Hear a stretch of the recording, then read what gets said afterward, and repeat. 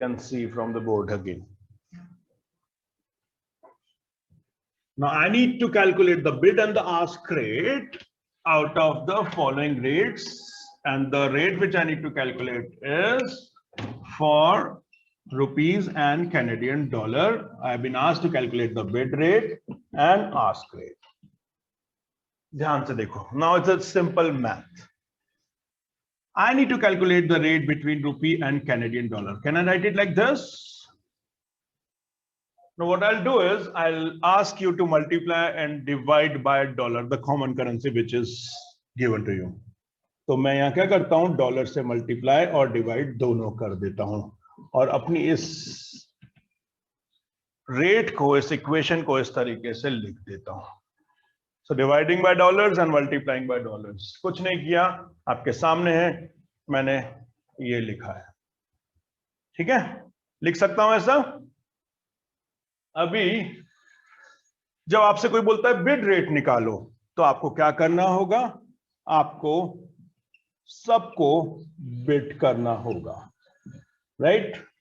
Now suppose I am first calculating the bid rate.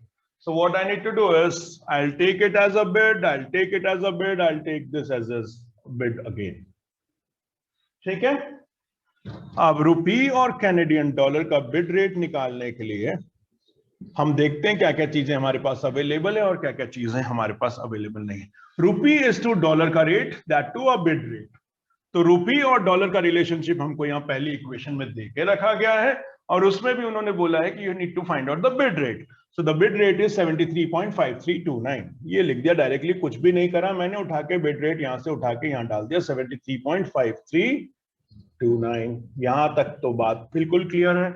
इसमें कोई confusion है आप लोगों को?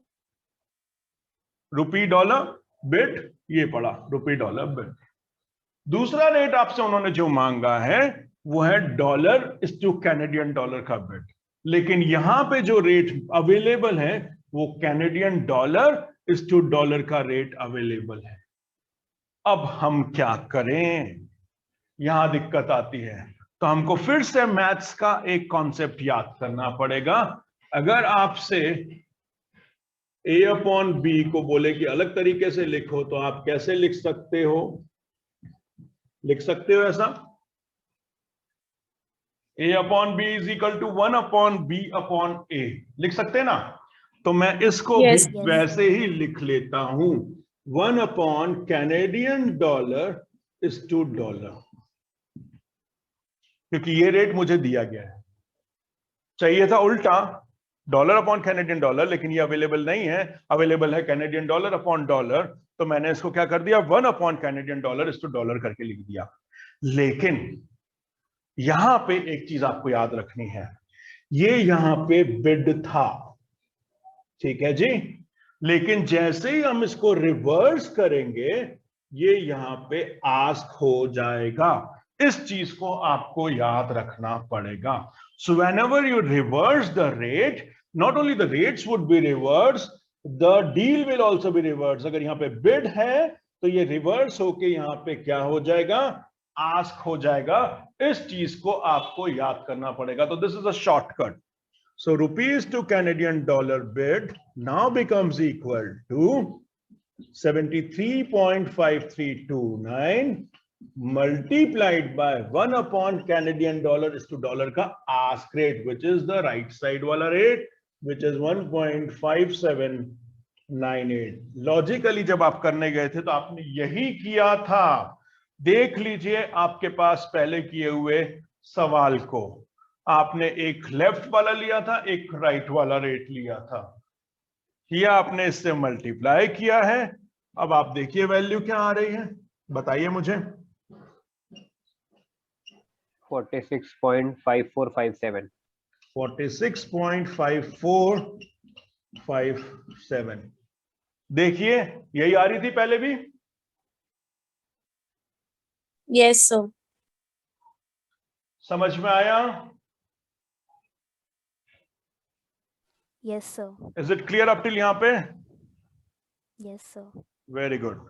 अब हमको आस्क रेट निकालना है. चलिए जी, आस्क रेट कैसे निकालेंगे, सोचिए वापस से वही टेक्निक. मैं मिटा देता हूं यहां पे बिड बिड बिड बिड. मुझे निकालना है आस्क रेट, तो रुपी अपॉन कैनेडियन डॉलर आस्क निकालना है, तो ये भी रुपीज टू डॉलर आस्क हो जाएगा, और dollar is to Canadian dollar भी हम लोग क्या करेंगे, आस्क कर लेंगे, डॉलर से मल्टीप्लाई और डिवाइड किया हुआ है। ठीक है, अब इसको रुपीज टू डॉलर आस्क, मतलब ये वाला रेट आपको ज्यादा वाला दे के रखा हुआ है 73.5539, this is for the importer we are calculating. 73.5539 हम लोग ने लिख लिया, ये पॉइंट अच्छे से लगा देते हैं, multiplied by dollar is to Canadian dollar का रेट नहीं दिया है, Canadian dollar is to dollar का रेट दिया है, तो इसको हम 1 upon Canadian dollar is to dollar लिख सकते हैं as per this concept, a upon b equal to 1 upon b upon a. लेकिन आपको जैसे मैंने बताया था, आपने इसको रिवर्स किया है, तो ये जो ए है ये हो जाएगा बी। ये चीज आपको याद रखनी है। तो जब आप इसको रिवर्स करोगे तो न केवल करेंसी रिवर्स होगी, आस्क भी रिवर्स होके काय में कन्वर्ट हो जाएगा, बिड में कन्वर्ट हो जाएगा।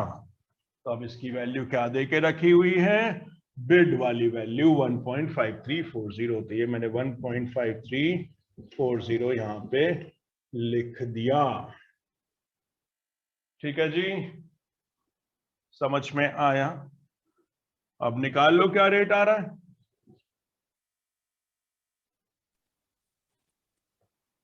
So why 47.9490?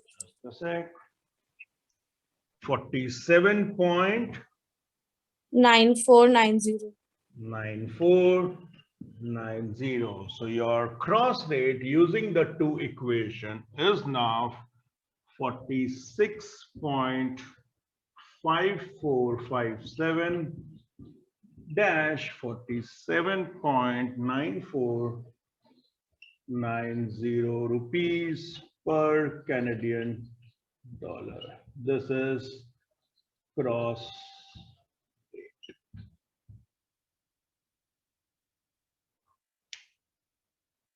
I hope this is clear to you all now.